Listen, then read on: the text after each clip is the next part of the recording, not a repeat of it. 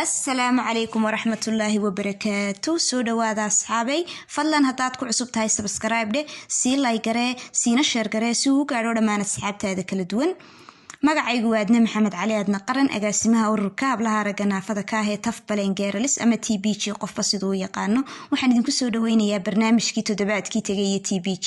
barnaamijkan ayaanu si toddobaadla isugu dul taagnaa waxa qabadka iyo dhacdooyinka kale ururka ku soo kordhaba. haddaba intaynaanu gudagelin muuqaalka aynu galabta idin hayno ururka TBG ama Taf Balengeeralis waxa uu taagan yahay mar walba isla markaana uu aasaasan yahay sidii uu codkooda u soo bandhigi lahaa uguna qareemi lahaa dumarka iyo carruurta ragga naafada ka ah kuwaas oo guryaha hoostooda lagu ilaabay dhibtooduna kaliya ay damaqdo waalidkood iyo waliba cidda sida gaarka mas'uulka uga taas ayaanu go'aansanay inaanu la qaybsano ka hablaha ragga naafa ahaan isla markaana aanu ummadda Soomaaliyeed u soo bandhigno. haddaba toddobaadkii tagay ururka TBG waxa uu booqasho ugu tagay laba gabdhood oo aragga naafa ka ah oo ku nool xarunta gobolka Togdheer ee Burco. gabdhaha yaryar aragga naafa ka ahaayeen waxa uu dheeraa xanuunka qalalka ama neerfaha qofba sidoo uu yaqaano. haddaba aynu wada daawano muuqaalkii aanu ka soo qabanay ama clipkii aan ka soo duubnay. بسم الله الرحمن الرحيم. الحمد لله رب العالمين وبه نستعين على أمور الدنيا والدين وصلى الله على نبينا محمد وعلى آله وصحبه وسلم تسليما كثيرا. السلام عليكم ورحمة الله تعالى وبركاته. مقعي فرحان إسماعيل جبريل تجن قبل كتوغدير قال أهان مقالة برعا. ما أنتو أي تاريخ تهي لابد يكون يكوبي لابتنكي بشي كوباد صدم كيدي مع السبتية. waxaan ku soo boqonay hoyga ay ka degan yihiin qoys danyar ah oo haysta laba gabdhood laba hablood aragga naafa ka ah oo adeebay kala ku soo boqonay gurigoodii annaga oo ay noo soo wakiisheen aniga walaashay hibaaq maxamed noo soo wakiisheen hablaha ururka aragga naafada ka ah Taf Balengeeralis inaan soo gaarsiino oo ay noo soo dhiibeen noo soo wakiisheen hablaha aragga naafada ka ah Taf Balengeeralis raashin dhamaystiran oo aan maanta ku soo gaarsiinay hoygooda ka degan yihiin magaalada Burco aan soo gaarsiinay waa kaas halkaas u yaala iyagana waa ku halka taagtaagan hooyagiyo hooyadood waa ku halka taagtaagan waa laba hablood oo aragga naafa ka ah insha Allah taala waxaan ku soo dhaweynayaa walaashay Hibaaq Maxamed Ibrahim sida insha Allah taala nagu faahfaahiso hablaha yarna ay uga waranto insha Allah taala. magacaygu waa Hibaaq Maxamed sidoo Sheekh Farxaan ka dhawaajiyay waxaan maanta soo booqanay laba gabdhood oo tabaalaysan oo magaalada Burco degan labada gabdhood aragga naafa ka yihiin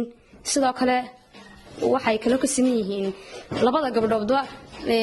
dhinac bay ka yihiin baarlays ama naafo dhulka ma istaagi karaan ilaa la kaxeeyo ama qof caawiyo oo garab galo sidaa daraadeed waxa noo soo wakiishay ururka hablaha aragga naafada ka ah ee magacooda la Taf Balengeeralis ee fadhigoodu yahay magaalada Hargeysa raashin dhamaystiran oo intii la qoodan lahaa hal bil ah marka maantan u keenay maanta taariikhdu tahay 30kii bishii January 2021 maalin sabti ah rasiidkii aan ku keenay raashinka waa kan ama juunkii raashinka kolba sida u taqaanaan waa raashinkii la qoodan lahaa hal bil oo aan labada gabdhood ee aragga naafada ka ay ku soo caawiyeen hablaha aragga naafada ka ah la yiraahdo Taf Balengeeralis waxaan ahay hablahan aragga naafada ka ah hooyadood waxay kale oo labaduba qabaan mid walba jeex baa xanuunaya midna jeexa midigta midna jeexa bidixda booqashadooda horta marka hore waan uga mahad celinayaa iyo imaatinkana ii yimaadeen waxaan leeyahay jazak Allah khayr ilaahay khayr iyo xasanaad ha idin siiyo ha idin dhaafo waxaan kale u mahad celinayaa qolada soo abaabushay imaatinkan la ii yimi ee laygu soo booqday ee la yimi ee TV-ga layga duubay insha Allah idinkana aad iyo aad baan idinku mahad celinayaa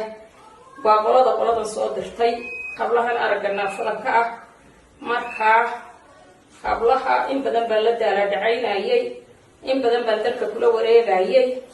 markii hore indhaha waxbay ka yar arkayeen imanka indhihii dam yidhaahdeen hase yeeshee digtooradii waxay u yidhahdeen dibada haddii la qoodsiiyo indhaha iyo jeexyadan ay ka naafada yihiin waa neerfo waxa laga yaabaa in loo helo dawo dibadda qabadsi bay u yidhaahdeen dibadii meelaan waxaan ku qabadsiiyo waan waayay awood baan u waayay dabadii aan qabadsiin lahaa marka waxaan ka codsanayaa muslimka iyo muxsiniinta inay iga soo caawiyaan hablaha waxaan dhaqtar ka qabadsiin lahaa. جزاكم الله خيرا وجزاء وأحسن الله إليك. إلهي سبحانه وتعالى هبركيو عافمادنا الله سيو لبدا هبلات أركنا فذكاء لباتيسان حنونات يدروفتنا على ودارتها بقرار أنت أمد المسلمين خير كجعل محسنين ثم فلا يعيش وحنقوب باقيا ولا ليال waxaad ogsoon tihiin dhibaatada ay leedahay arag la'aantu taasoo ay u raacday xanuun dad qofku ayagoo aan istaagi karin oo jeex qalalay labada habloodba sida insha Allah taala hooyada noo sheegtay marka waxa leeyahay walaalayaal waxay leedahay xanuunka ay leedahay waa dareemi kartaan dhibaatada hooyo laba caruura ka indhabeeleen kadibna xanuun u raacay kadibna u weyday waxay ku maarayso xanuunkoodii ama noloshoodii guudba waxay ku maarayso hooyo weyday laba hablood waa dareemi kartaa xanuunka ay leedahay ummadda muslimiinta ah ee khayrka jecel oo samafalayaasha ee Ilaahay subxaanahu wa ta'ala wax siiyay waxaan ugu baaqaynaa inay gacan ka geystaan labada hablood ee aragga naafada ka ah jeexuna qalalay aabahoodna waa baarlays isaga qudhiisu waa dhuljiif dhulyaal weeye hooyadoodna wax ma hayso walaalayaal la soo caawiyo gabadha إن شاء الله تعالى هبلها أرجعنا فذاك هلا صعاوية أو هلا جيو دكتور هلا جيو أو هلا سيو وحي قوتان أو وحي عافمات كدكتان عافمات كودي أي كوبعدان أو دكتور رأي كنت كان هلا سيو أو ضدك الله سبحانه وتعالى سيي دل يد بد بتشوجبا إن شاء الله تعالى ضدك هوصل الله إيجو وكوي إن شاء الله تعالى خيرك يا وانا قلقه لي وحن أدعينا يا إله سبحانه وتعالى عد كسته أو وح كجيسته وإن شاء الله تعالى هبلها قاعد قبته أو وحسيسة أو خاص وأكته أو وحكوس وترته إلى يدعي إله سبحانه وتعالى هبركيه إله سبحانه وتعالى عفوا الله السيو وحنسوا كلا حفظ مضن هبلها أرجعنا فذاك اتف بلين جيراليس أو يجو مركز تبع هيجن مركز تبع أتهاجن سيد أصل صار لهاين أما ضدك أتصل لهاين إلى ضدك أرجع guryaha iska fadhiya ee aan ilaahay mooyo cidi ogeyn sida insha Allah taala guryahooda uga booqan lahaayeen waa kuwa maanta halkan keenay waa kuwa raashinka noo soo dhiibay waanaga guddoonsiinay ilaahay insha Allah taala bishan wax cun lahaayeen waanaga u keenay ilaahay subhanahu wa taala Allah ka abaal mariyo ilaahay subhanahu wa taala ka abaal mariyo cid ay ka soo qaadeen Allah subhanahu wa taala ha barakeeyo waxa leenahay hablahaas dhakhtar bay u baahan yihiin dhakhtar dabadeed u baahan yihiin arag la'aantii waxa u raacay xanuun jeexaan iska karayn lug iyo adim lug iyo gacan baa qalashay oo aan iska karayn mid walba marka waxa leenahay ilaahay subhanahu wa ta'ala marka hore Allah shaafiyo ilaahay subhanahu wa ta'ala shaafiyo caafimaadkooda Allah soo celiyo ummadana waxaan leenahay walaalayaal xanuunka iyo dhibaatada u leeyahay wad ogsoontihiin halaga soo gaadho oo halaga caawiyo hablaha yar dhakhtar wixii ku tagi lahaayeen ilaahay subhanahu wa ta'ala caafimaadka bixiya hase yeeshee sababtii insha Allah ta'ala dhakhtar ku tagi lahaayeen iyo isku daweyn lahaayeen إن شاء الله تعالى هلو قرمدو وهلقا قرب سيو وهلقا سعاويو إلهي سبحانه وتعالى هيدن بركيو آدي أدوم هاسنتهن السلام عليكم ورحمة الله وبركاته وهجاج waxaan rajaynayaa inaad ka wada bogateen muuqaalka isla markaana aad ila wada aragteen haddaba ilaahay quraankiisa wuxuu ku yiri wa tacaawanu cala albirri wa taqwa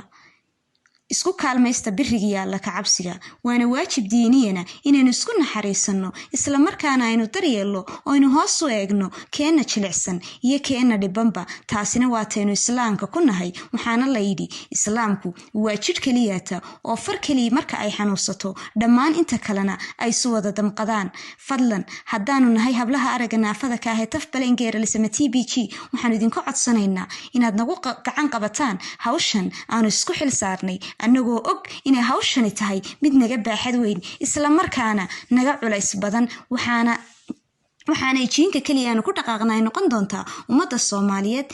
ee islaamka ah oo aanu markastaba uga fadhino taageerada talada iyo waliba tusaalahaba